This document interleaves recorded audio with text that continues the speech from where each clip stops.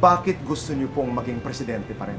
Well, meron kang mga gustong gawin na inaakala mo magagawa mo at inaakala mo makakatulong ka.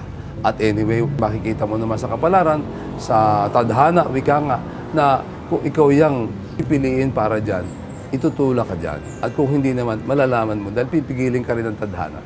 Naniniwala ho talaga kayo doon na ang tadhana ay malaking bahagi. Malaking bahagi din Malaking yan. bahagi. Kaya lang, siyempre, talagang maaaring kaya naman ikaw ang itinadhana dahil yun ang mga katangian mo din na maaaring kinakailangan sa oras na yon. Senador, noon at ngayon, may pagkakaiba ba kung paano ka magdasal? Ako kung magdasal, simple lang ako. At minsan, parang may tendency ako na huwag abalahin ng Diyos sa napakaraming pakiusap. Ako naman, kung magdasal ako, mas direct to the point. Parang mas simple. Of course, nagsisimba ako. Pero yung dasal ko talaga na diretso, na may hinihiling ako sa Diyos, at normally isa lang. At one point, ikaw ay panglima sa pinakamahirap sa klase. Dumating sa buhay mo na ikaw ay naging panglima sa pinakamayaman na tao dito sa Pilipinas. And what a journey it has been, hindi ba? Natikman niyo po ang pagiging mahirap at ang pagiging mayaman, sabihin na natin ang diretsahan.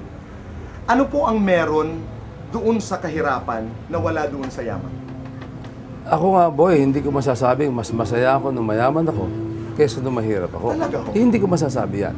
Okay naman, yan ay mahirap intindihin at maraming hindi sasangayon sa akin. Pero sinasabi ko sa mga anak ko yan, hindi ko masasabi sa inyo na mas masaya ako nung ako'y mayaman kaysa nung ako'y mahirap.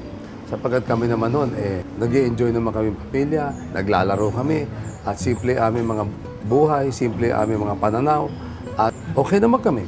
Ngayon, siyempre, alam mong yaman, kasabay niyan ang mga problema.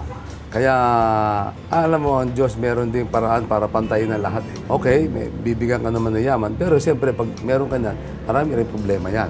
At maraming malungkot na mayaman. Nung una akong makabangon at makatikim ng mayaman ng konti, nakita ko na wala naman pala yun, boy.